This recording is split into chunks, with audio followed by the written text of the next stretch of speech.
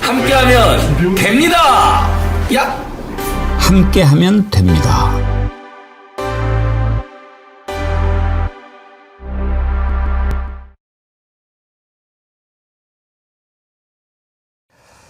여러분 안녕하십니까? 백원기입니다. 이제 꼭 24시간 남았습니다. 참 어렵게 왔습니다. 윤석열 내란 이후 지금까지 전개되는 상황을 보면서 여러 가지 생각이 들었습니다. 대한민국 대통령은 어떤 자리인가? 어떤 사람이 돼야 하는가? 대통령이 국민을 바라보지 않고 사익만을 추구할 때 국민들은 어떻게 해야 하는가? 대통령을 배출한 집권 여당이 국민의 뜻을 철저히 배신할 때 선거 말고 다른 방법은 없는 건가? 검찰과 경찰, 권력기관이 국민을 생각하고 오로지 법에 의해서 권력을 행사할 수 있는 방법은 없을까? 지금의 헌법재판소를 과연 헌정 질서의 최후 보루라고 할 수 있는가? 바꿀 필요는 없는가? 민주주의는 과연 무엇인가? 사실 지금 돌아가는 세계 정세를 생각하면 이런 본질적인 문제는 지금은 다 뛰어넘었어야 하는데 말입니다.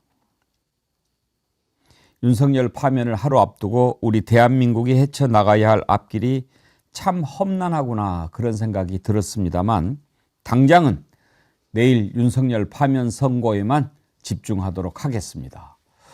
생방송 백운기의 정치 1번지 출발합니다.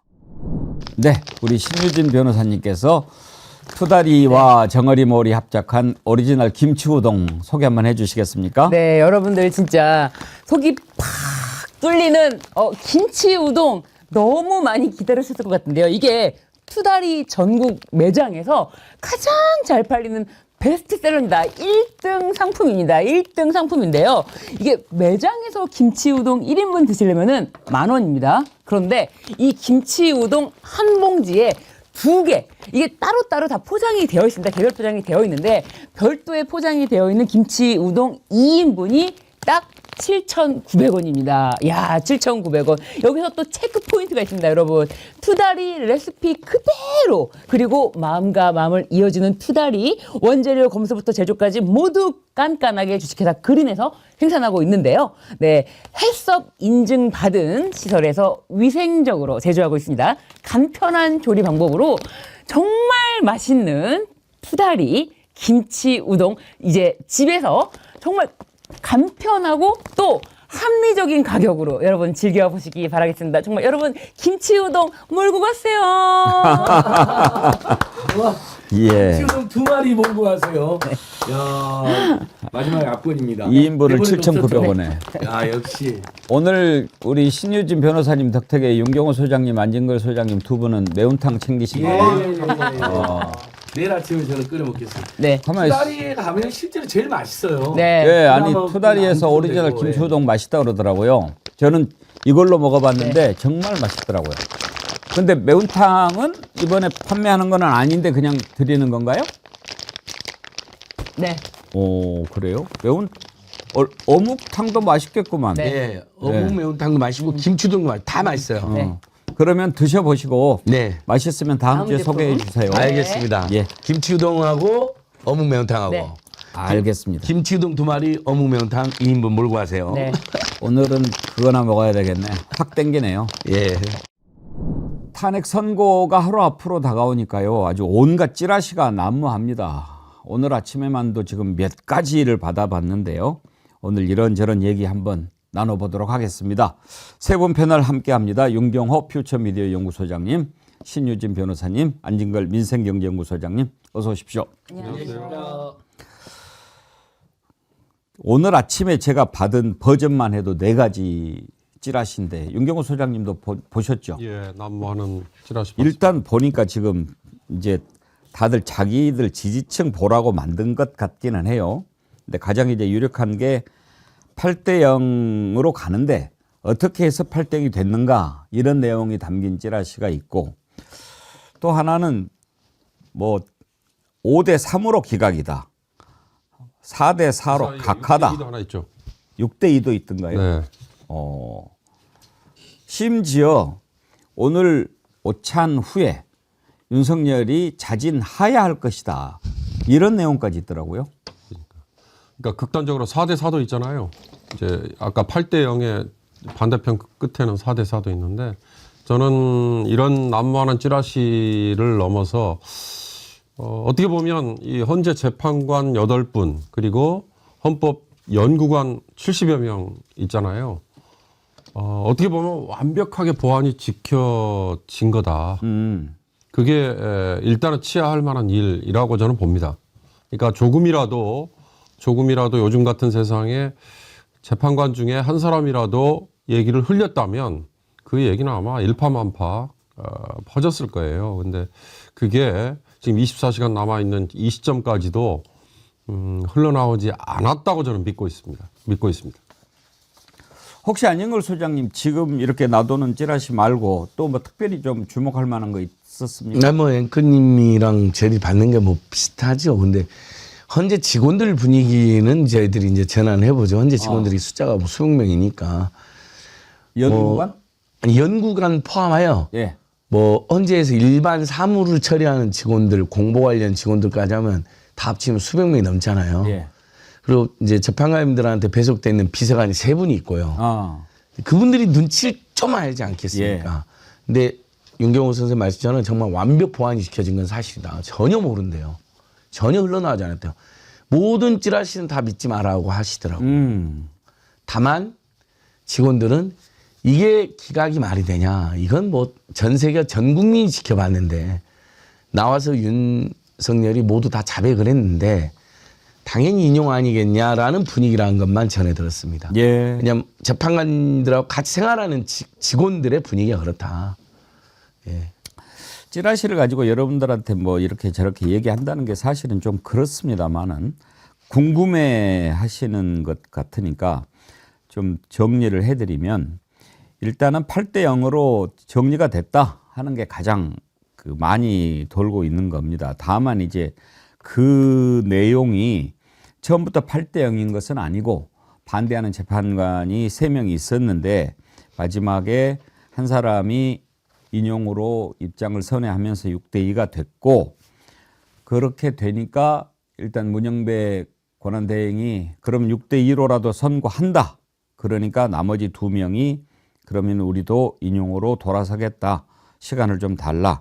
그렇게 해서 8대0이 됐다라는 얘기가 제일 많이 있는 것 같아요. 신유준 변호사님. 네, 여러 가지 버전이 있고 사실은 이렇게 헌재가 이렇게까지 시간이 오래 걸릴 줄은 아무도 모르지 않았습니까? 그런데 내부에서 분명히 헌재 재판관들 사이에서 그 선고일을 잡는 데 있어서만큼은 이 조율이 잘 안 됐을 것이다. 그렇기 때문에 이렇게 늘어진 것이 아닌가 싶지만 그 선고일을 미루는데도 사실은 어떤 정말 최대한 미룬다 하더라도 최대한의 한계는 분명히 문영배 소장 대행이 정해놨을 것이다라는 생각이 드는 것이요.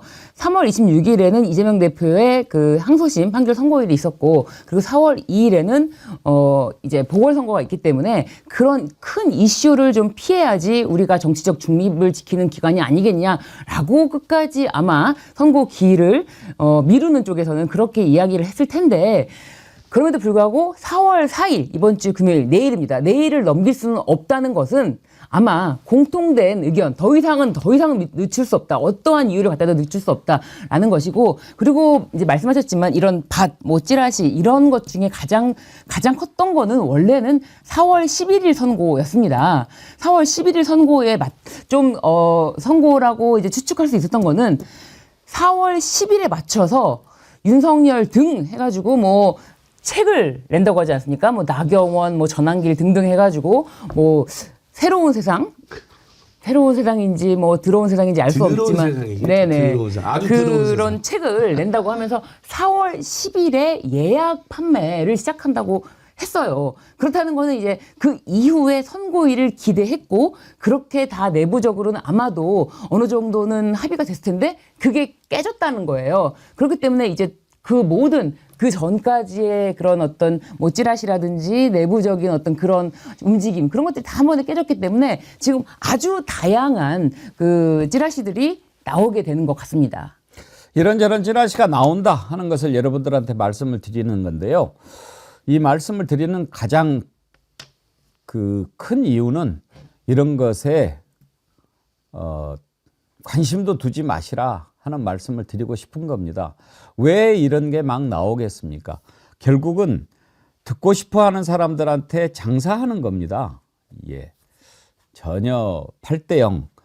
그건 정이고 상식이고 진리니까요. 뭐 여기에 대해서 의심할 필요도 없고 우리는 내일 윤석열 파면 선고 기다리면 되는 겁니다. 그러니까 이런저런 찌라시가 있는데 거기에 대해서는 혹시라도 뭘 받더라도 그냥 그 배경을 알고 그냥 웃어 넘기면 되실 일이다 하는 차원에서 말씀을 드립니다. 다만 이 부분은 하나 좀 생각을 해볼 필요가 있겠습니다. 왜냐하면 윤석열이 그동안 보여왔던 행태를 보면 무슨 짓을 할지 모르는 자 아닙니까? 그래서 이걸 찌라시를 넘어서서 우리가 생각해 볼 수 있는 건데 윤석열이 오늘 오후에 갑자기 하야 선언을 할 거다. 그런데 김건희는 이건 뭐 반드시 기각이 되게 돼 있다라고 해서 막 뜯어 말리니까 지금 어떻게 될지 모르겠다 이런 것도 있던데 저는 어제 이제 걱정했던 것이 윤석열이 내일 파면 선고할 때 법정에 나올까 헌재에 나올까 하는 것이었거든요. 많은 분들이 안 나올 거라고 예상했고 저도 그럴 거라고 생각합니다만 이 자는 아주 악한 자 아닙니까? 그래서 일부러 나와가지고 막 그 반대하는 사람들한테 뭔가를 보여주기 위해서 나쁜 짓을 할 놈이다. 할 수도 있는 놈이다. 그렇게 생각을 했기 때문에요. 그런데 오늘 하야 얘기가 나옵니다. 그 전부터 나왔는데 만약에 오늘 오후에 하야 선언을 한다면 네. 법적으로 어떻게 됩니까? 사실 이 대통령이라는 직위에 있어서만큼은 어떤 하야, 뭐 예를 들면 뭐 사의를 표명한다 이런 것에 대한 규정이 명확히 없습니다. 일반 공무원 같은 경우는 징계에 지금 징계 절차 그리고 징계 결정만 남은 상황이라면 이 징계에 앞서서 이런 사의 표명을 하더라도 이걸 수리하지 못하도록 되어 있는데 대통령이라는 직위는 누군가 이런 사의 표명을 수리하는 그런 절차가 없기 때문이에요. 그럼에도 불구하고 만약에 윤석열 이자가 나는 이제 대통령에서 물러나고 모든 것은 이제 새로운 정부에게 맡긴다라고 해주면 저는 내일 그대로 헌법재판소가 이것에 대해서 결정을 내릴 수가 있다라고 봅니다. 왜냐하면 헌법재판소에서는요, 그 누군가 자리가 이제 뭐 없다 하더라도 그거를 헌법 질서 수호 차원에서도 계속 심판의 이익이 있다고 볼 수가 있습니다. 그러니까 일반적인 법원의 결정이랑은 달리 그것이 일반적인 법원의 결정이라면 아니 자리가 이제 없잖아. 그러면 그 사람한테 징계를 줄 수 있는 파면할 수 있는 게 없잖아라고 할 수 있겠지만 헌법재판소는요. 예외적으로 헌법 질서를 수호하기 위해서도 그런 걸 모두 고려해서도 파면이라는 결정을 내릴 수가 있기 때문에 사실은 그래서 하야는 더 이 사람한테 사실 의미가 없는 것 그런 선택지에는 사실은 없지만 뭐 그런 것도 주변에서 이야기를 하는 게 아닐까 싶습니다. 설사 오늘 하야를 한다고 하더라도 내일 파면 선고하는 데는 지장이 없다는 네. 말씀이죠. 윤경수 소장님, 일반 공무원들은 징계 절차가 진행 중일 때 스스로 그만둘 수 없어요. 예. 사표를 제출하는 것 자체를 받아주지 않죠. 그 저도 어제 이 하야 얘기가 나와서 두 가지 의문을 그러니까 궁금했습니다. 하나, 하야를 선언을 하면 탄핵 파면 그걸 할 거냐 말 거냐. 그 이제 찾아보니까 헌재가 그 자체도 결정할 수 있더라고요. 그 지금 신윤정 변호사님 표현 중에 헌법 질서 수호에 이익이 된다면 할 수 있다. 그 두 번째, 하야가 유효하다면 60일 이내에 보궐선거는 어떻게 되나. 이거 역시도 하야만으로는 사실 전례가 없기 때문에 그거는 뭐 논란의 여지가 있을 거예요. 뭐 대행이 선거일을 지정하고 뭐 이런 걸로 이어지겠죠. 탄핵으로 파면이 되면 이 논란은 불식이 되는 거니까. 결론은 하야 선언을 하더라도 헌재가 탄핵 파면 인용 뭐 이 결정을 하느냐 마느냐를 결정할 거다. 그래서 헌재의 손에 달려 있는 거다. 어저께 내린 결론입니다. 많은 분들이 하야 같은 소리하고 있네. 택도 없는 소리. 하야 택시다 이놈아. 택시가 뭔지 아시죠? 안진걸 소장님. 네. 택도 없는 얘기죠. 예, 예. 아니, 할 리도 없을걸요? 그 조선일보라든지 극우 강경 세력들이 용산으로부터 찌라시를 받아갖고 5대3 기각서를 흘린 것 같은데 본인들은 진짜 믿고 그렇게 흘렸는데 어떻게 하겠습니까? 저희 박근혜 때도요. 5대3으로 기각된다는 거 엄청 돌았습니다. 그래갖고 당일날까지 제가 마음 졸였는데 본인들이 기각된다는 확신을 가지고 돌렸는데 각 하나 하야할 리가 없죠. 그리고 하야란 말도 이참에 우리가 바꿨으면 사실 중도퇴진이잖아요. 중도퇴진. 네. 하야는 뭐 굉장히 봉건왕자가 들로 내려온다는 듯한 느낌인데 그래서 하야란 말도 이참에 바꿨으면 할 리가 없다. 그리고 해도 중도퇴진 선언해도 헌재가 얼마나 심각하게 논의를 했습니까? 그리고 모든 공무원은 어쨌든 징계 절차는 유효한데 대통령에 대한 징계 규정이 중도퇴진했을 때 불분명하다는 이유만으로 내일 선고를 앞둔 헌재가 이미 결론도 나와 있는데 네. 선고를 안 할 리가 없죠. 그러니까 만약에 탄핵 심판 심리가 한참 진행 중일 때 그만뒀다면 만약에 내려왔다면 이거를 과연 계속 심판을 이끌어갈 심판의 이익이 있을까? 이렇게 고민이 될 수가 있고, 그렇다면 심판 이익이 있다고 볼까, 없다고 볼까, 이러면서 거기서부터 이제 계속 이 평의를 이어갈 것인지 말 것인지 그렇게 문제가 컸을 텐데, 이제 모든 게 끝났습니다. 모든 결정도 다 이미 끝났기 때문에 지금 그만둔다면 오히려 뭐 더 이상의 극우들이 주장할 수 있는 뭐 대통령을 돌려주십시오 이런 것도 없고, 그리고 파면은 파면대로 나올 것이고, 저희는 더 좋습니다. 네, 파면은 그대로 선고가 될 것이다. 네. 서아룡님이 백운기 이름으로 삼행시를 보내주셨는데 누가 운 한번 띄워봐 주세요. 백일이 몇 번 갔을까? 운이 이제야 왔네요. 기운이 온 누리 환하게 비추길 빕니다. 그렇습니다. 예, 제 이름이 좋은 이름이죠. 이제 딱 지금 11시 18분이니까 24시간 후면은 윤석열 운명이 결정이 되겠지요. 정치권에서 승복을 놓고 이런저런 얘기가 나옵니다. 뭐 승복 옳은 일이라면 승복해야죠. 승복해야죠. 그리고 승복이라고 하는 것은 그런 거 아닙니까? 어떤 그 정말 합리적이고 정당한 절차에 의해서 이렇게 진행되어 왔던 일들이 결론이 났을 때, 그리고 또 어떤 일을 두고 서로 다툼이 있을 때, 그리고 그 진실을 아무도 잘 모를 때 이렇게 하자라고 권위가 있는 곳에서 결정을 하면 거기에 따르기로 하자라는 그 약속에 따라서 이루어지는 것이 승복이지요. 그러면 그 승복은 누가 해야 됩니까? 잘못을 저지른 사람이 해야 되는 거 아닙니까? 그런데도 승복하라 승복하라 그렇게 이야기를 지금 합니다. 어디에서? 국민의힘이. 그런데 이제 국민의힘이 그때 승복 얘기를 꺼낼 때만 해도 5대3으로 교착 상태에 빠졌다라는 얘기가 막 나돌 때였거든요. 그런데 이제 헌법재판소에서 딱 선고 날짜를 발표하니까 당황한 것 같아요. 그래서 발표도 못 하다가 이제 뭐 승복 얘기가 나오는데, 권영세 비대위원장이 승복 얘기를 그때 했을 때 상황 한번 보지요.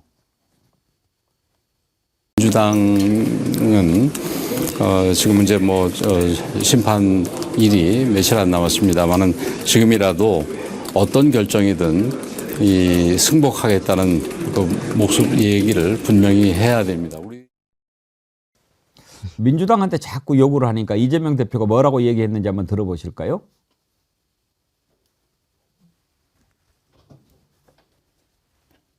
승복은 윤석열이 하는 겁니다. 안진걸 소장님, 저게 정답이죠? 아, 그럼요. 예를 들면 저기 일반 공무원이 많은 잘못 저질러갖고 다수 공무원들과 시민들이 이제 징계를 해달라 그랬는데 징계 추진한 사람들도 있었고, 근데 우여곡절로 뭐 어쨌든 뭐 법률적 하자가 일부 있어갖고 징계가 이제 잘 안 됐다. 그랬더니 야, 지금까지 징계 추진한 사람들 다 승복이라고 막 떼드는 건 아닙니까? 본인이 잘못을 했어도. 승복은 제일 먼저 해야 될 건 윤석열 극렬 지지자들이죠. 단 한 번도 지금까지 승복 메시지를 내지 않았잖아요. 오히려 헌재를 부시겠다, 가루로 만들겠다고 지금도 떨고 다닙니다.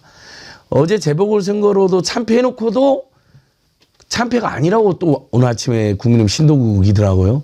황교안이는 또 부정선거를 합니다. 현재 8대0 나오면 무슨 또 저는 황교안은 그럴 것 같아요. 8대0 용지를 다수결을 했는데 용지를 뭐 바꿔치겠다라는 주장도 하지 않을까. 이제 의견이 안 맞으니까 표결했더니 원래 한 5대3 기각이었는데 중간에 헌재 사무처장 같은 심판가 들어와서 8대0으로 갈아쳤다. 이렇게 이제 이런 농담까지 해보게 됩니다. 제가 한 말씀 드리자면 이 승복의 사전적 의미, 중요한 사전적 의미가 있습니다. 네. 죄를 스스로 고백함. 그럼 누가 고백합니까? 피해자가 죄를 고백합니까? 죄를 스스로 고백하는 것은 죄를 지은 사람이 하는 것이다. 이 승복이라는 말의 의미에 그렇죠. 이게 있습니다. 죄 지은 자가 죄를 고백함, 납득하여 따름 이런 뜻이 있는데 어떻게 피해자인 국민에게 죄를 고백하라는 겁니까? 피해자가 죄졌습니까? 죄를 고백하라는 뜻 자체를 모르고 하는 말입니다. 이것은. 국민의힘 쪽에서 승복 운운하는 얘기에는 좀 복선이 깔려 있다고 저는 해석을 해요. 무슨 얘기냐?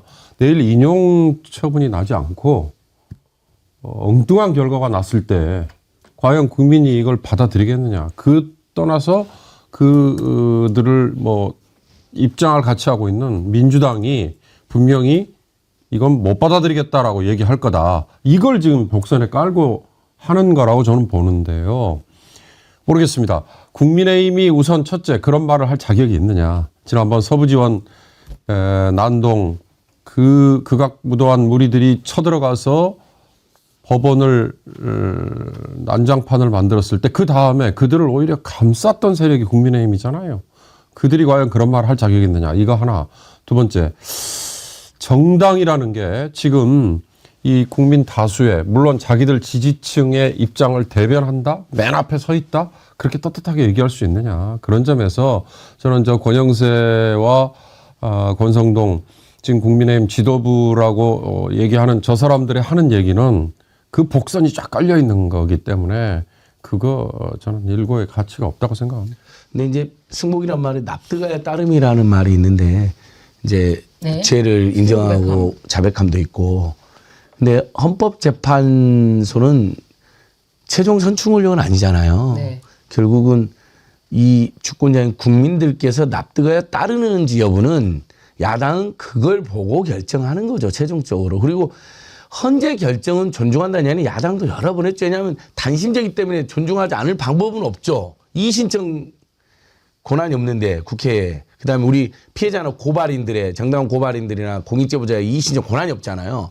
그건 당연히 따르는 거라는 얘기는 여러 번 했습니다. 근데도 계속 정치 공세를 하는 건데 저는 저자들이 저렇게 얘기하기 때문에 결국 본인들이 맨 앞장에서 승복을 꼭 해라 이야기를 꼭 해주고 싶습니다. 전해놓고 또 승복 안 할 겁니다. 이재명 대표 재판 승복이라고 난리 피우더니 너무나 설득 있게 무죄가 나오니까 승복 안 하고 있잖아요. 판사를 공격하고 있잖아요. 재보궐선거 이건 윤석열 내란수계가 참패한 거거든요. 거제시장 부산교육감에서 거의 더블스코어가 나오는데 이런 일이 없었잖아요. 근데 민심이 그게 아니랍니다. 승복 안 하잖아요. 내일 또 분명히 다른 논리를 펼칠 겁니다. 그렇죠. 네. 승복이라는 말에 정말 승복은 윤석열이 저는 이 말이 너무 맞다고 보는 것이 이게 고백 그리고 복종 이런 겁니다. 복종 누가 합니까? 죄 저지른 사람이 하는 겁니다. 근데 어떻게 국민한테 복종을 하라는 둥 고백을 하라는 둥 말이 앞뒤가 안 맞지 않습니까? 그렇기 때문에 승복은 윤석열이 이 간결한 말이 딱 맞다. 네, 그렇게 봅니다. 비포장님, 그 옛날 이승복 어린이가 외칩니다. 나는 윤석열이 싫어요. 이루다님이요. 승복 프레임을 여당에서 만드는데 민주당이 꼬여드는 느낌입니다. 승복은 본인의 감정적인 것이고 법치국가에서 법원이 헌재가 판결한 것을 안 따른 국민이 있습니까? 법원이 형벌을 판결했는데 시민이 승복을 하고 말고가 있나요? 승복 안 하면 판결을 안 따라도 되나요? 무슨 승복을 하니 많이입니까? 대꾸할 가치가 없는 말에는 대꾸하지 맙시다. 그러셨는데 승복 뭐 이런저런 얘기를 이제 국민의힘에서 자꾸 하는데요. 승복과 관련해서는 오늘 아침에 조국신당의 박은정 의원이 한 말이 참 가슴에 와 닿았습니다. 한번 들어보실까요? 윤석열 대통령이 나올까요? 어떻게 전망하십니까? 아니요, 윤석열 대통령은 출석하지 않을 것입니다. 오. 본인도 법조인이고 예. 그 파면을 예상을 할 거거든요. 그런데 실현 상황은 절대 마주하지 않는 것이 윤석열의 스타일이고 성격입니다. 비겁한 성격인데요. 그리고 파면 선고가 나더라도 절대로 승복하지 않을 거라고 저는 생각을 합니다. 그렇게 전망하세요? 왜냐하면은 이 내란 수계의 형사재판 중이기 때문에 이 파면 선고에 승복하게 되면은 내란죄를 인정하는 꼴이 되지 않습니까? 그렇기 때문에 뭐 승복하지도 않을 거고 내일 재판정에도 출석하지 않을 거라고 생각합니다. 그런데 윤석열 피고인의 지금 불구속 상태는 매우 위험하고요. 네. 불구속 상태에서 중요한 증인들의 진술을 회유하거나 증거를 인멸할 우려가 매우 크기 때문에 네. 파면이 선고되면 반드시 다시 구속해야 된다고 생각합니다. 지금 승복은 윤석열이 해야 되는 거죠. 그런데 이제 사실 윤석열이 불구속 상태이기 때문에 재판과 관련해 가지고도 여러 가지 지금 우려들이 많이 있어요. 신유진 변호사. 네. 빨리 다시 구속을 해야 증거인멸도 막을 수 있고, 원래 구속을 시키는 이유가 증거인멸의 우려가 또 도주의 우려가 있기 때문에 구속하는 거 아닙니까? 그렇습니다. 그런데 저렇게 우려가 큰 자를 풀어주고 놔두고 그런다는 게 말이 됩니까? 그것도 지금 안전한 그 경호원들이 지키는 곳에다가 두고 말이죠. 그렇습니다. 그래서 이 형사 재판 진행 중에 이 피고인의 신병에 관한 결정은 재판부가 하도록 되어 있습니다. 그런데 윤석열을 풀어준 자가 바로 그 재판부의 지기현 판사이기 때문에 지기현 판사가 다시 윤석열을 신병을 구속하는 그런 처분을 내릴지에 대해서는 매우 의문이고, 그렇기 때문에 사실은 재판부의 결정만을 두고 지켜볼 것이 아니라 이럴 경우에는 윤석열에 대해서 다른 여죄들이 많지 않습니까? 아직 시작도 안 한 죄들이 많이 있는데 오직 지금 내란죄 하나 가지고 지금 재판 진행 중이고, 다른 죄에 대해서 다 수사를 하고 기소를 하면서 그때 다시 구속을 청구해야 된다고 생각합니다. 마침 경찰이 유죄 취지로 송치해 놓은 게 있습니다. 공수처가 검찰의 사건을 송치해가지고 검찰이 기소한 다음에 바로 그 다음날 동일한 제목으로 수십 개 고발되어 있으니까 경찰이 공식 문서로 검찰 유죄 취지 송치한 거에는 내란뿐만 아니라 군사 반란, 직권남용이 정확히 기재되어 있습니다. 그 문서가 공개가 됐거든요. 그러니까 검찰이 내란죄로 기소했지만 나머지 죄들도 저희는 유죄 취지로 송치합니다. 거기 보니까 군사 반란, 그러니까 본인들이 재직 중에는 소추할 수 없었던 그렇죠. 범죄, 이제 나중에 파면이 되면 추가 기소해달라는 취지로 보내놓은 거죠. 네. 군사 반란하고 직권남용이 가장 중요한 범죄로 되어 있습니다. 예. 대통령 신분이 아니고 일반인 자연인 신분이면 직권남용죄 뭐 이건 공무원 아니니까. 그렇죠. 그러나 추가될 수 있어요. 재직 시 저지른 일이니까. 예.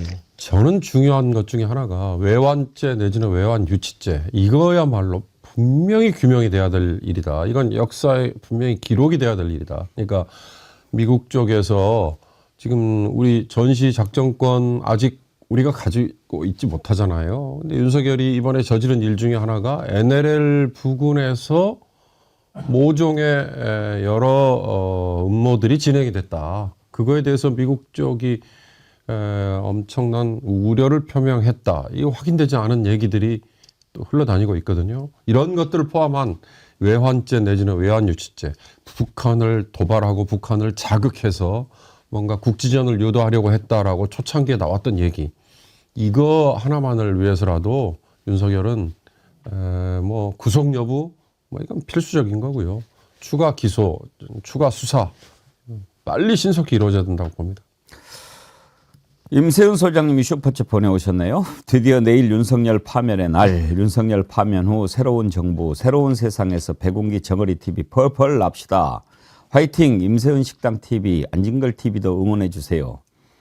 아이고, 제 맞불 성격인 것 같습니다. 저번에 임세훈 소장님 조직원들이 대거 출동했었잖아요. 오동현 변호사님, 이희성 변호사님, 저희들 감사합니다. 예.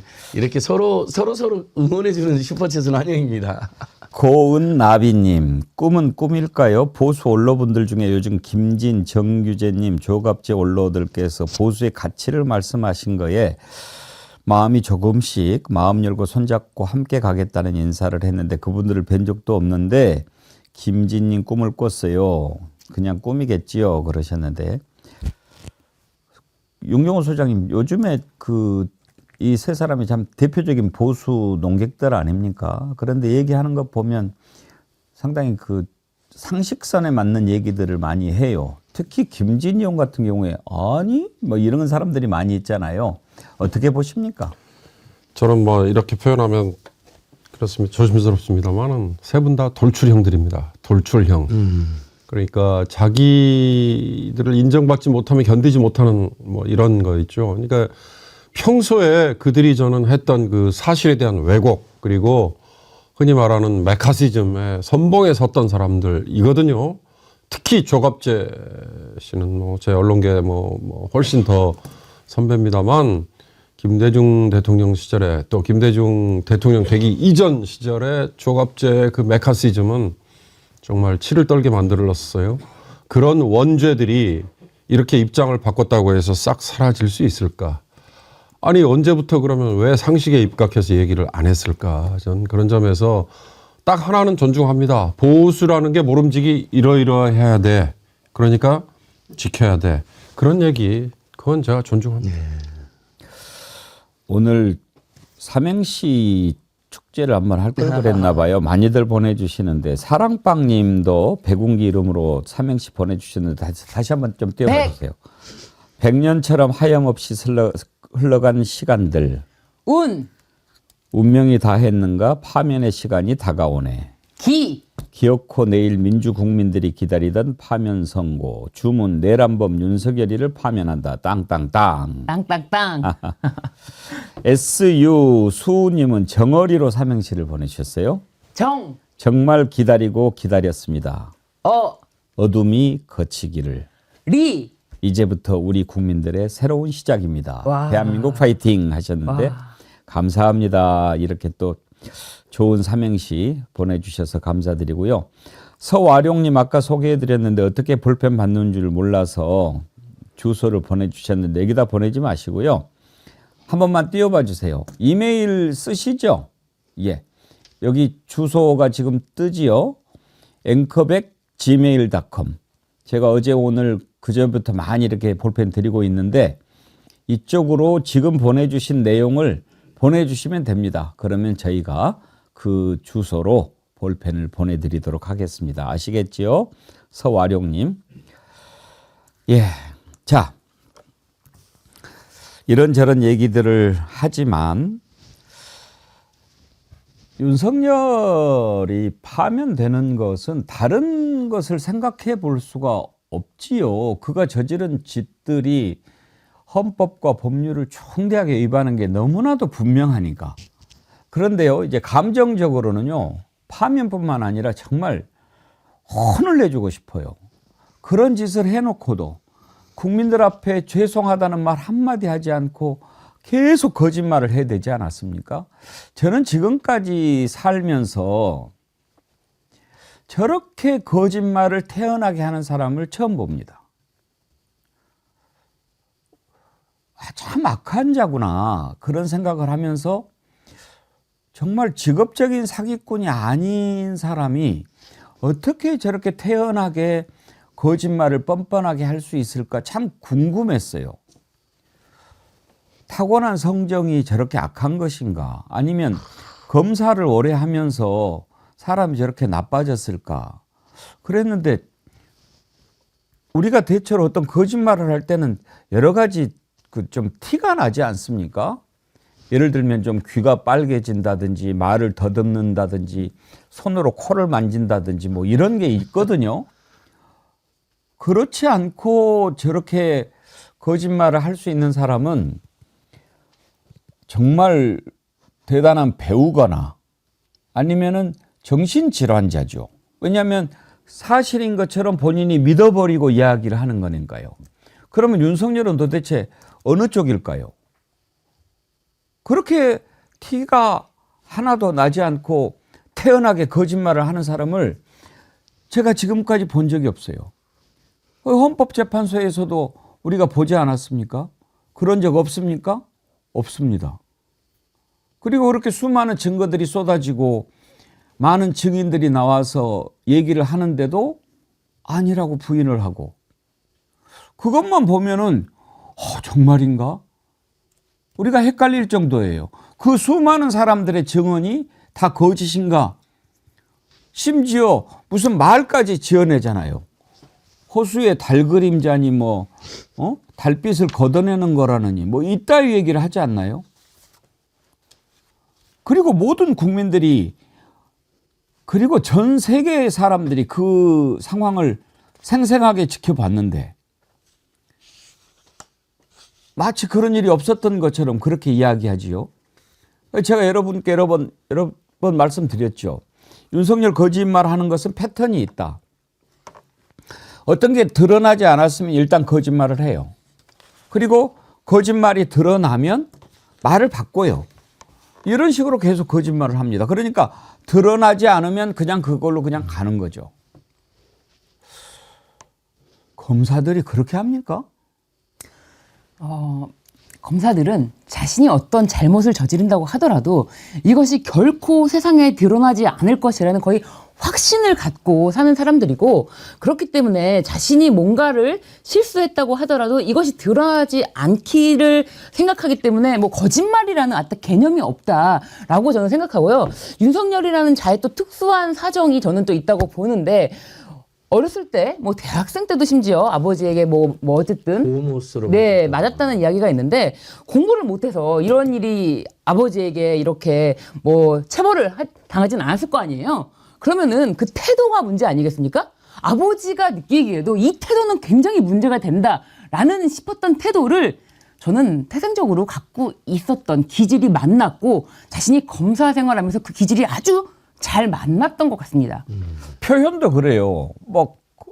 저는요, 지금까지 한 번도 안 한 사람입니다. 막 이렇게 이야기를 해요. 전두환이는 어렸을 때 사탕 하나 먹기 위해서 거짓말 쳤다라고 이야기하면 그런 건 애교로 넘어갈 수가 있죠. 그 뻔뻔한 사람이니까. 근데 또 저는 인혼이라는 말을 쓰질 않는 사람입니다. 이렇게 해놓고 그 뒤로 곧바로 인혼이라는 말을 몇 번이나 썼습니까? 불과 1분 30초 후에. 네. 좀 정신이 좀 정상이 아닌 것 같기도 하고 말이죠. 그러니까 거짓말이라는 거를 못 느끼는 거죠. 본인이 돌아서서 다른 얘기한 거에 대한 부끄러움도 없고 이게 문제가 있다는 것도 인식을 못하는 거. 이건 개인적인 성향이라고 치부를 하자고요. 아까 검사들의 행태를 말씀하셨는데, 검사들이라는 건요, 법에 위반하지 않으면 되는 거. 한 걸음 더 나가면 기소되지 않으면 잘못하지 않은 거. 이런 식의 사고를 하고 사는 작자들이라고 해도 과언이 아니죠. 그러니까 검사의 끝발은 기소하는 데서 나오는 힘이 아니라 기소를 면해주는, 그걸 불기소하는 거에서 검사들이 끝발이 나온다. 이 얼마나 역설적이지만 정말 추잡한 얘기예요. 그러니까 그 두 가지가 평생 몸에 배에 있었다면 윤석열은 이게 나는 지금 거짓말을 하고 있는 거다라고 아마 못 느끼고 있을 거다. 저는 그렇게 봅니다. 심지어 헌재에서 또 그런 얘기도 하지 않았습니까? 시민은 한 사람도 다친 적이 없다. 오로지 오히려 군인이 다쳤다. 그런 얘기를 다 했어요. 참 이런 걸 다 나오잖아요.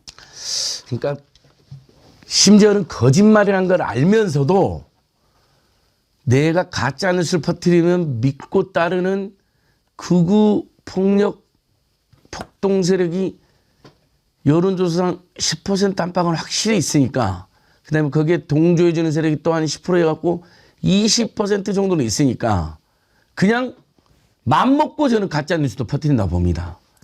아니 국회 사무처가 공식적으로 발표를 했잖아요. 언론에도 보면 방송에 나오고 막 넘어진 사람이 있고 밟힌 사람이 있고 밀린 사람이 있고, 저는 이제 뉴스토마토 기자가 포박된 거랑 일반 시민이 막 끌고 간 것도 이제서 이제 언론에 나와서 영상 나와서 아쉽긴 한데, 국회 사무처가 아마 그때 당시 부상자 수십 명으로 발표됐거든요. 알면서도 시민 한 명도 안 다쳤고 오히려 군이 다쳤다. 이렇게 말해도 분명히 한 30% 정도는 믿고 따라줄 거니까. 아니 내가 바이든이라는 걸 날리면이라 하니까 30%가 지지한다고 나왔는데 그때부터 아마 야 씨발 내가 거짓말해도 무조건 따라줄 거야. 이런 마인드도 있는. 내가 거짓말 하는 것조차 모르는 사이코패스의 마인드와 함께요. 내가 거짓말하고 가짜는 퍼뜨려도 밀어주는 사람이 30% 되니까 밀어붙이자라는 악마의 마인드가 동시에 있는 사람입니다. 그 방금 말씀하신 토마토 네. 기자 군인들이 제압하는 장면이 나왔던데 그거 한번 잠깐 볼까요? 막 사다리를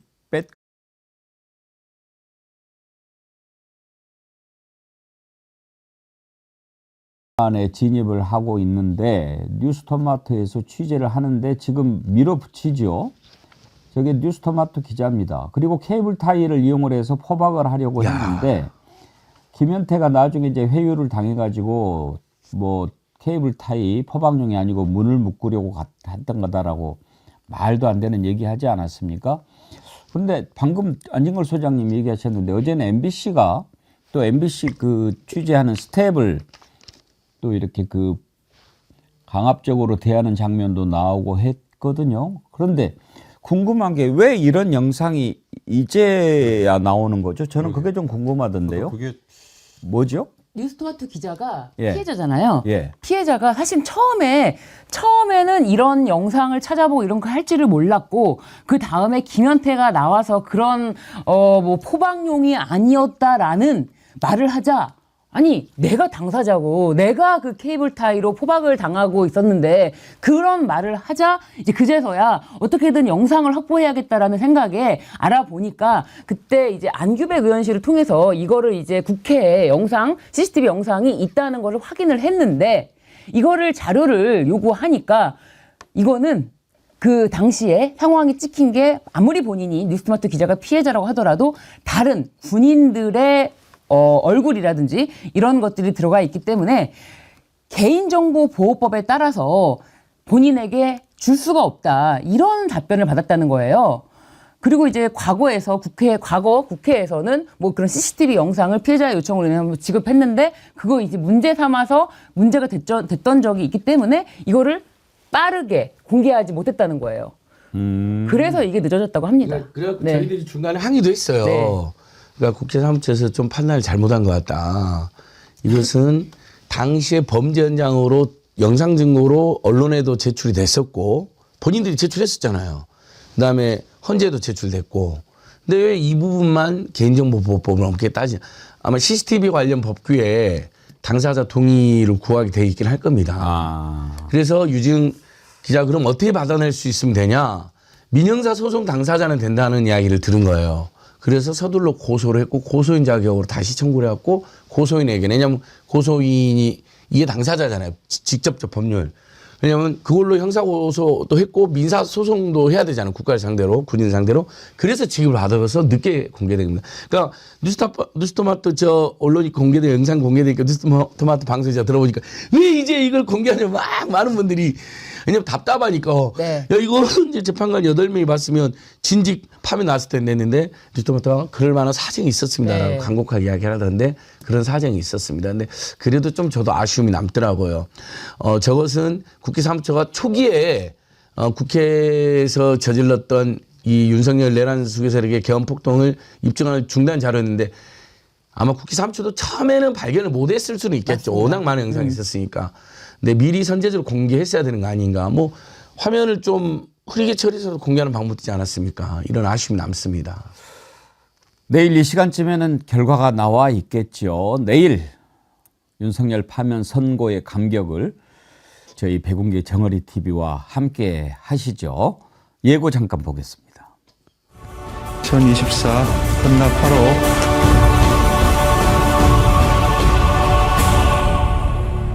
주문 피처모임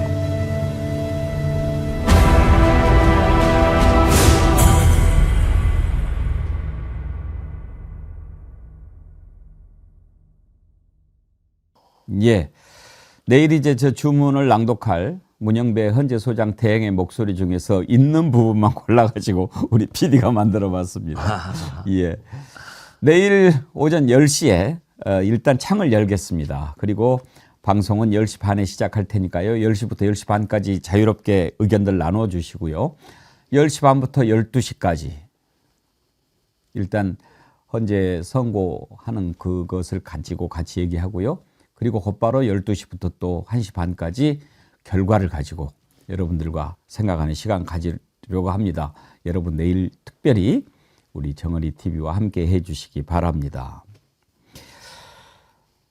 내일 선고를 앞두고 지금 종교계에서도 한 목소리로 윤석열 파면을 촉구하고 있습니다. 그동안에 이제 천주교에서는 계속 목소리를 내왔고 특히 교황청의 유흥식 추기경도 중립이 없다라는 얘기를 하셨지 않습니까? 이번에는 불교 조계종 또 원불교 기독교에서 한 목소리로 파면을 촉구하고 나섰는데 한번 들어보시죠. 심판의 날이 다가왔습니다.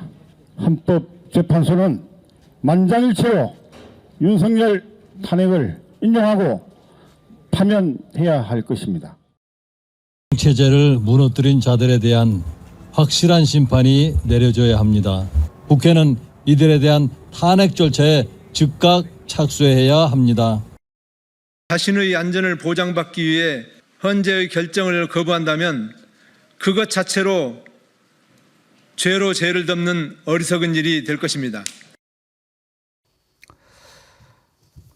종교계의 목소리는 이제 양심의 소리, 우리가 그렇게 생각할 수 있지 않습니까? 그런 점에서 울림이 크지요. 그렇죠. 그러니까 일반적인 합리적인 판단, 뭐 굳이 집단지성 이런 얘기 안 해도요. 이 합리적인 판단의 상징이다 이렇게 봐야겠죠. 저는 이보다 하루 이틀 앞서서 천주교 그 사제단이 신도들도 물론 포함되어 있었습니다만 내놓은 그 짧은 성명 중에 이 최상목 그다음에 한덕수 두 이 공직의 타락이라는 대목에 상당히 주목을 했어요. 그리고 기술 관료라고 표현을 했지만 이 법 위에 법을 지배하려 드는 기술 관료들의 이 잔재주 이런 대목이 앞으로 사실 윤석열 탄핵을 시키고 나서도요. 우리가 풀어나가야 되는 극복을 해가야 되는 저는 굉장히 중요한 과제다라는 생각이 딱 들더라고요. 거기에 굉장히 공감을 했었습니다. 제가 이제 사실은 윤경호 소장님도 오늘 오셨고 이제 기회가 되면 그 부분 한번 우리가 깊이 얘기를 해보고 싶은 부분을 오늘 앞에 오프닝에서 얘기를 했는데요. 일단 내일 이제 탄핵 선고니까 그것에 좀 집중을 해야 되겠지만 정말 이번 일을 겪으면서 우리 대한민국 사회 그리고 대한민국 사회를 유지시키는 시스템 이런 것에 대해서 한번 좀 이제 깊이 생각해 볼 때가 됐다 그런 생각합니다. 예, 개헌이 모든 걸 다 푸는 해결책일까? 이것도 좀 따지고 볼 일이에요. 예를 들어서 대통령의 탄핵이라는 게 또 되풀이 될까? 만약에 또 되풀이 된다면 이걸 헌재에게 맡기는 게 맞는가? 그래서 우리 지난번 시간에도 국민투표 얘기하셨잖아요. 그리고 또 이미 제기된 문제. 선출직이 아닌 임명직이 권한대행을 맡는 거 이게 맞는 거냐. 이런 게 다 그럼 개헌에 포함되느냐. 근데 개헌이라는 게 결국 제도이고 규정이잖아요. 그럼 제도와 규정 이외에 우리 사회 저변에 흐르고 있는 공감대 또는 뭐 다른 방식의 뭐 그런 것들은 그러면 바꿀 게 없는가. 우리가 선진국이라고 스스로 다 자임하고 살았다 그랬는데요. 윤석열이라는 작자의 계엄령 한 방에 우리 후진국 나락으로 떨어져 버렸잖아요. 그 이후에 우리가 정말 껍데기였구나. 내부에서는 안에서는 썩어 문드러져 있는 게 너무나 많았구나. 이걸 아마 느꼈을 겁니다. 예, 정말 국가 대개조 제가 여러 번 얘기합니다만 이제는 그걸 고민을 해야 될 때입니다. 일단 내일 윤석열 파면 이후에 그런 부분들을 깊이 생각해보는 시간을 갖도록 하겠습니다. 어제 보궐선거가 전국에서 치러졌습니다. 예상대로 민주진영의 대승으로 끝났습니다. 경상북도 김천 보면서는 참 뭐랄까요, 헛헛한 웃음이라고 그럴까요? 그걸 지을 수밖에 없는데 어제 재보궐선거 결과표 한번 띄워봐 주시겠습니까? 투표율이 상당히 낮았습니다. 전체 재보선 최종 투표율이 26.55%인데요. 2017년 이후 치러진 재보궐선거 가운데 투표율이 가장 낮습니다. 아무래도 이번에 영남 지역 산불도 있었고요. 또 윤석열 탄핵 이렇게 큰 이슈가 있기 때문에 재보궐선거에 쏟아진 관심이 좀 줄었겠죠. 그렇지만 또 제가 많이들 참여해 주셔야 된다고 말씀을 드렸는데 그래도 막판에 많이들 투표를 하셨고 결과를 보면 경북 김천만 빼고는 모두 국민의힘이 패했습니다. 이게 그 전에는 국민의힘이 자치단체장으로 있던 곳들입니다. 그게 다 자빠진 거죠, 안진걸 소장님? 맞습니다. 구로도 국민의힘이었고요. 예. 아산도 국민의힘이었고 담양은 이제 민주당이 날라갔는데 이제 조국혁신당이 된 거고요.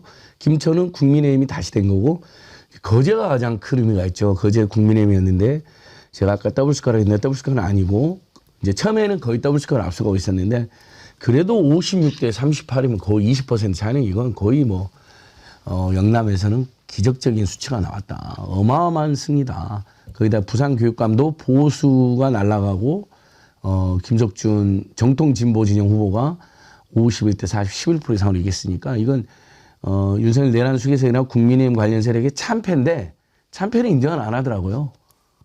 이제 이게 지금 국민의힘이 가장 지금 최악의 상황에 놓였다. 어떠한 국민 여론이나 객관적 평가도 믿지 않는다. 또 부정선거로 지금 한교안이는 또 부정선거로 주장하고 돌아다니는 벌써 나왔습니다. 부정선거라고.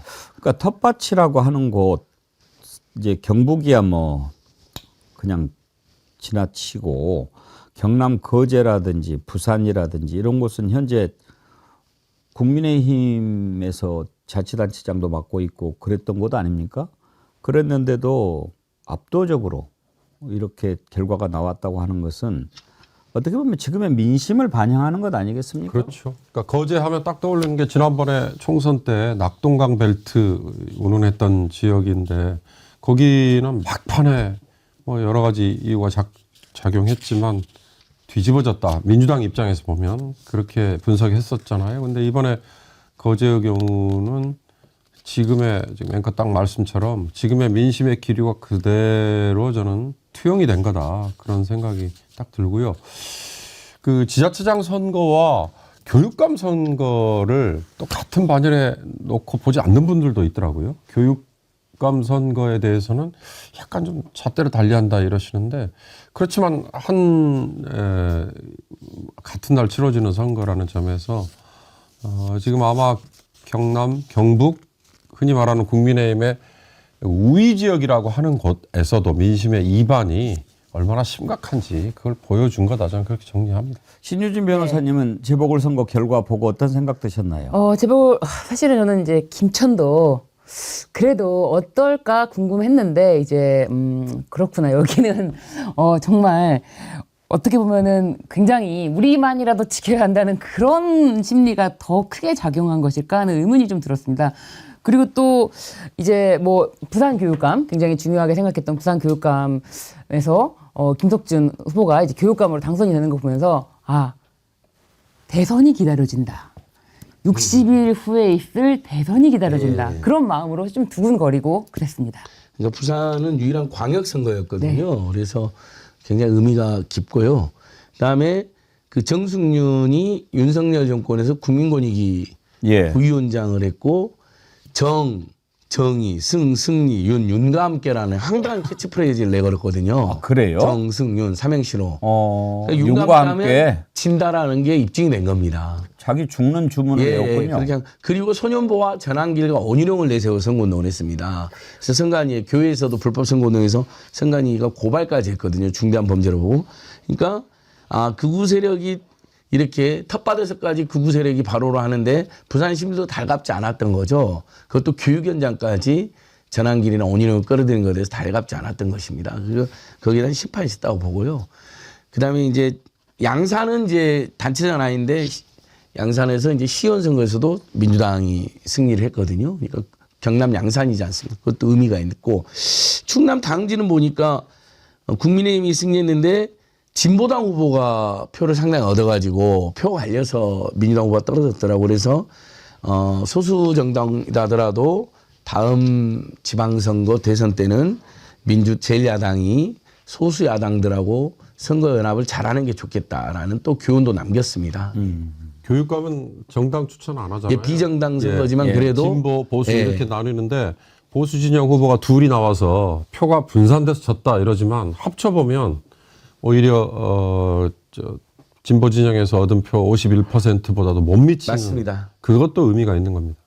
부산이대희님께서요. 이번에 부산 교육감 선거는 응징 성격이었습니다. 매를 들고 때릴 데가 없었습니다. 그런데 딱 그럴 거예요. 네. 더군다나 정승윤 후보 같은 경우에 어떻게 또 그런 자를 후보로 내는지 말이죠. 그러니까 국민의힘이랑 이 유사한 이 보수계가 완전히 망가져버린 겁니다. 교육에도 정치검찰을 김건희 디올백을 무혐의를 주도해서 그 밑에 산하국장이 결국 억울하게 숨지는 것에 계기가 됐다는 평가를 받는 사람을 내세웠는데 그럼 교육계에서 어떤 일을 발생하겠습니까? 이제 교장 사모님이나 교장 남편 배우자한테 그냥 300만 원짜리 그냥 디올백 줘도 문제가 없다라고 해석해버린 사람이니까 그런 사람을 공천됐다는 자체가 지금 이 범보수 진영이 굉장히 망가진 거죠. 극우한테 이제 잠식당하고 있다. 그래서 그런 사람들을 몰아내는 운동을 범보수 진영이 해야 된다. 이런 공고도 해보고 싶습니다. 아름다움님, 지금 중환자실에 입원해 계신 우리 장모님 내일 윤석열 탄핵 소식 들으시고 벌떡 일어나기를 빌어봅니다. 그랬는데 예, 저도 함께 바라보겠습니다. 내일 윤석열 파면하는데 제가 오늘 제목을 어떻게 잡을까 했는데 도주로를 차단하라 그랬거든요. 정말 그동안에 윤석열을 겪으면서 이게 너무나 예상할 수 없는 악의 끝판왕이라서 별 생각이 다 드는 거예요. 혹시 몰래 도망가지는 않을까, 안 나온다고 버티지는 않을까, 또 갑자기 하야한다고 하지 않을까, 무슨 짓을 할지 알 수가 없으니까. 신유진 변호사님, 혹시 도망가진 않겠죠?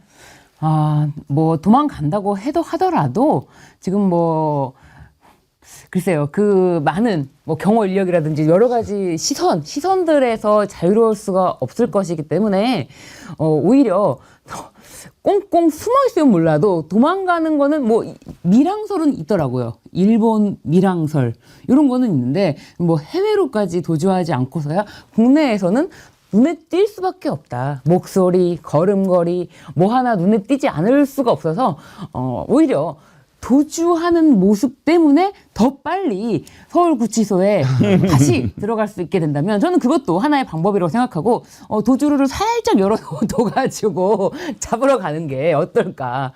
네. 그렇게 도망가면 안진걸 소장님한테 바로 잡히는 거 아니에요? 지금 관저로 그래서 법률가들과 촛불행동들이 각각 관저로 지금 내일부터 간다는 겁니다. 거기서 나와서 빨리 안 나오는 것도 문제고 나와서 또 어디로 가는지 추적하겠다는 팀들도 있고요. 또 우리 탐사 기자들이. 근데 이제 찌라시 중에 그게 돌더라고요. 최은순과 김건희가 재산을 회의로 도피하고 있다. 그러니까 가짜 뉴스일 가능성이 높지만 충분히 그럴 가능성도 있는 자들이기 때문에 감시 또 감시를 해야 된다. 이렇게 생각합니다. 속보가 하나 들어왔네요. 윤석열 내일 불출석한다고. 안 나올 줄 알았죠. 네. 못 나오는 거 아니겠습니까? 그렇죠. 사실은 이게 예상해 볼 수 있었던 것이 체포 영장이 나왔을 때도 당당하게 나와서 최소한 메시지를 주고 들어갈 것이다.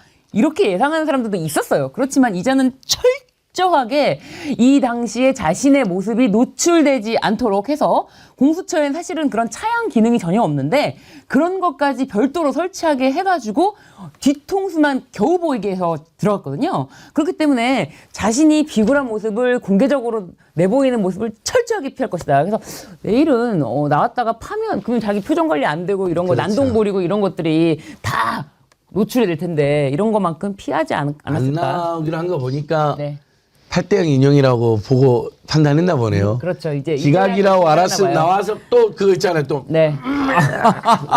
얼굴 표정도 어떻게 그러지는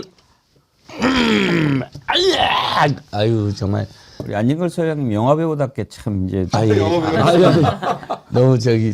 너무 과분합니다. 죄송합니다. 어때요? 요즘 많이 봅니까? 영화 초는 대기업 멀티플렉스가 영화관을 거의 90% 이상 독점하고 있잖아요. 그러니까 이제 아직 탄핵 선고 안 됐으니까 또 사회 비판적인 영화는 꺼려하는 원래 경향에다가 독립 영화를 무시하는 그런 행태에다가 거기다가 아직 파면이 안 났으니까 몸을 사리는데 파면 나면 저는 이제 멀티플렉스 3사가 영화 상영 시간을 더 늘려줘서 역주행하지 않을까. 영화에 대한 평은 굉장히 평점 거의 95점. 아 그래요? 예. 사실 민주 시민들이 영화관에 갈 마음의 여력이 없습니다. 지금도 아직까지 솔직히 못 말씀을 봅니다. 드려서 예. 우리 민주 시민들이 영화관에 가서 2시간을 한 편을 못 봅니다. 지금 예. 마음이 지금 두근두근 거려서 지금 파면 결정이 나면은 모두 다 맞습니다. 편한 마음으로 2시간 동안 초원을 보러 극장에 갈 것입니다. 윤석열 파면 이후에 세상이 엄청나게 달라질 겁니다. 일단은 이제 첫 번째로 김건희와 관련된 것들이 다 나오지 않겠습니까? 방금 뜬 속보도 도이치 주가 조작 관련해서는 권오수하고 전주가 징역형 유죄 확정이 됐어요. 그러나 집행유예더라고요. 네, 집행유예인데. 예. 그러니까 항소심에서 집행이어가지고요. 근데 그 이른바 전주가 유죄가 확정된 데 굉장히 의미가 있죠. 예. 그러니 김건희도 최소한 전주고 최대한 주가 조작의 주범이기 때문에 김건희도 기소하면 유죄 가능성이 매우 높은 거죠. 기소를 안 하니까 뭐 재판부 처벌을 못 하는 거죠. 예. 그러니까 이게 집행유예다 아니다를 떠나서 사실은 정말 이 자본시장을 교란시키는 이 중대 범죄를 저지르고도 그것을 뻔뻔하게 뭉개고 나서 완전히 내 안에는 손해만 보고 말았다 이런 말도 안 되는 궤변을 한 자가 대통령까지 됐다는 사실, 이것이 모두 다 뒤집히는 그런 획기적인 일이기 때문에 이것에 대해서 명명백백하게 수사를 해야 된다는 거, 그거는 국민적인 요구입니다. 네, 그렇기 때문에 김건희 그리고 윤석열의 그동안의 모든 범죄를 낱낱이 국민 앞에 고하고 이것에 대해서 처벌이 들어가는 것만이 새로운 민주 사회를 건설하는 데 기반이 될 것 같습니다. 내일 평결해요. 저는 주목하고 싶은 게 문영배 대행이 몇 시 몇 분, 초는 얘기 안 하죠. 네. 부터 파면 결정 이렇게 이제 나오는 순간에 과연 지금 윤석열이 숨어 있는 한남동의 관저에서 경호팀들이 어떻게 바뀌고 어떻게 대처할까? 물론 우리 아까 시민운동가들이나 민주진영에서는 가서 그거 나와라라고 이제 촉구하겠죠. 그러나 그 안에서는 과연 어떨까? 이거 하나하나가 다 부끄럽지만 역사거든요. 그게 과연 제대로 기록이 될까? 제대로 대처가 될까? 참 궁금해요. 파면이 되더라도 즉시 경호가 중단되는 것이 아니고 이제 파면된 대통령일지라도 5년간 경호 경비는 5년간 지속이 되기 이루어지잖아요. 때문에 그렇기 때문에 이제 거기에서 아마 우리 시민들도 성숙한 시민의식을 보여서 계속 집회를 할 것이라고 저는 보여집니다. 이게 축제잖아요, 축제. 파면된 다음에는. 파면되면 상상만 해도 너무 행복한 게 주가가 바로 뛰고 환율은 훨씬 떨어질 것이고, 그다음에 전국적 범위 내에서 밀린 소비, 그렇죠. 그다음에 대환영 파티가 발생하면서 동네 경제, 마을 경제들이 오랜만에 한껏 웃게 될 것이고, 그러면서 이제 경제 민생 살리기에 발판을 마련하게 되고, 전 세계에서 한국이 역시 후퇴했지만 엄청난 민주주의 국가다. 피 한 방울 흘리지 않고 또 박근혜에서 윤석열 쫓아내고 합법적인 대선을 치른다. 이것만으로도 지금 신용등급도 강등될 위기에 놓였는데 대한민국이 경제성장력 반등을 계기를 만듭니다. 하여튼 윤석열 파면 이후 기다려라 김건희인데 오늘 2부에서 이제 김준혁 의원 모시고 역지사지 우리가 진행할 텐데요. 김준혁 의원께서 오늘 무속에 빠진 광해군 얘기를 준비를 하셨더라고요. 무속 때문에 궁궐을 옮기려고 했을 정도라고 그래요, 광해군이. 그래서 짧게 어제 우리가 그런 부분 가지고 잠깐 얘기를 해봤거든요. 이제 윤석열 파면되고 대선 치르게 되지 않습니까? 그러면 그 용산을 어떻게 해야 되느냐?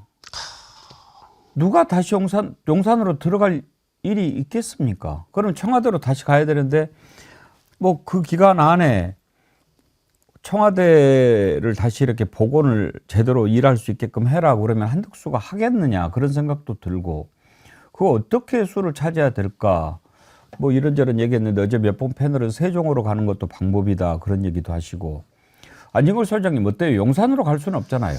용산 이제 당선되자마자 바로 집무공간은 필요하니까 임시로 있을 수는 있을 텐데요.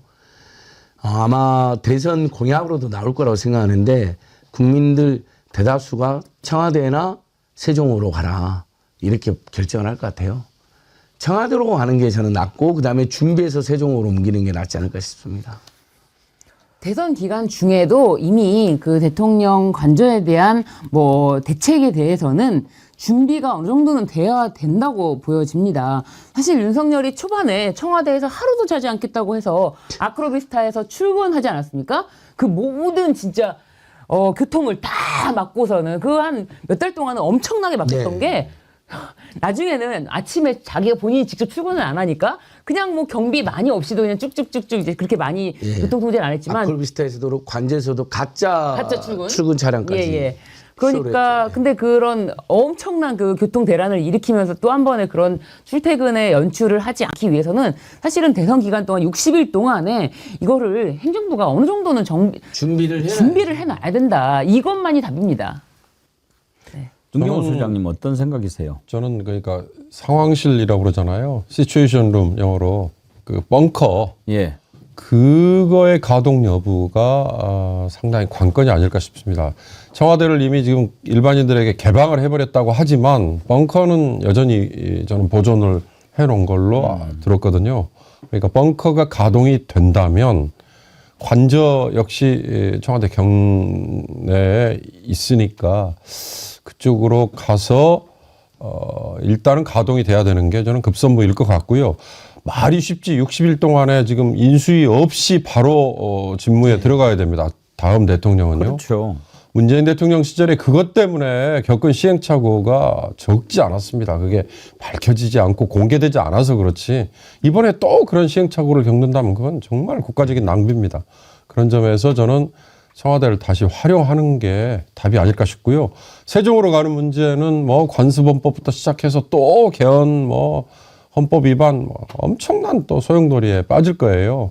그러니까 다른 방식의 접근이 가능할 거예요. 국회 분원 가고 뭐 이렇게 듀얼로 세종에도 대통령 집무실을 두고 국회도 역시 두고 서울에도 있다가 나중에 합치는 그런 방법이 순차적으로 맞지 않을까 싶습니다. 여야 대선 후보가 확정이 되면 뭐 토론을 하든지 아니면 또 합의를 해서 이 다음에 누가 되든지 청와대로 들어가는 걸로 서로 약속을 한다면 누가 되든지 들어갈 거니까 한덕수 대행이 청와대 복원 시작할 수 있는 거 아닌가요? 네, 그 방법이 가장 합리적인 것 같습니다. 그러니까 누가 돼도 용산은 떠난다. 용산은 너무나 많은 문제가 있고 너무나 많은 지금 비리 현장이 되어 있고 그다음에 아니 어느 정부가 외국 군대 옆에다가 저기 최고 직무 권력 그리고 용산이 범죄 현장이란 말이에요. 그러니까 거기에 만약에 집무실 써버리면은 수사도 제대로 못하고 지금 용산 앞에 무슨 짓을 해놨는지도 여러 가지 얘기가 나오지 않습니까? 의혹이 계속 나오는데 뭘 묻어놓고 이랬다는 거 그런 거 다 파헤치고 수사를 해야 되는데 그걸 또 인멸하게 되니까 차라리 용산은 수사 필요한 지역으로 놔두고 뭐 그럴 필요가 있지 않겠나 싶어요. 예. 고은나비님께서 저도 삼행시 참여해 볼래요 하면서 백운기 이름으로 주셨는데 좀 띄워주세요. 백운기 앵커와 함께하는 봄의 교향악을 듣고 싶습니다. 운명의 날 내일은 청라 언덕 위에서 동무 생각하며 기도하면서 나의 조국 대한민국을 위해 기도하겠습니다. 고은나비님 슈퍼챗도 함께 보내주셨는데 감사하고요. 아기별님 슈퍼챗 감사합니다. 이희성님, 동그라미님, 국힘이 승복을 꺼내든 이유는 인용을 예상하기 때문이라고 봅니다. 이제 슬슬 윤석열로부터 발을 빼고 대선 정당 해체 대비 위한 명분 만들기 시작일지도 모르지요. 그러나 상식 국민 대부분은 탄핵 투표 때 단체로 퇴장하던 그 국힘당에게 받은 배반을 가슴에 새겼습니다. ST4R님, 미국에서 US 달러로 슈퍼챗 보내주셨습니다. 국민이 승리했다, 민주 만세. 늘 시방처럼님 2번이나 보내주셨고요. 8대 0으로 탄핵 인용 D-1 하면서 그 의미를 담아서 보내주셨습니다. 소소하는님, 하재선님 슈퍼챗 감사드리고요. 어제 제가 슈퍼챗 다 소개해드렸던가요? 금옥님, 희망을 바라면님, 착한 악마님, 동천성님, 박기찬님, 적토마님, 해피맘님, 예, 슈퍼챗 제가 혹시 해서 다시 소개해드립니다. 감사드리고요. 그 이성 변호사님은 그 임세은 사단입니다. 예, 네, 그렇더라고요. 항상 보내더라고요. 익산에서 변호사 것 같아요. 예. 오늘 2부에서는 김준혁 의원과 함께 역지사지하겠습니다. 내일 방송 예고 잠깐 보시고 우리 또 멋진 호스트 신유진 변호사님이 정어리 몰상품 소개해 주시겠습니다. 네. 예고 보실까요? 2024 헌납 8호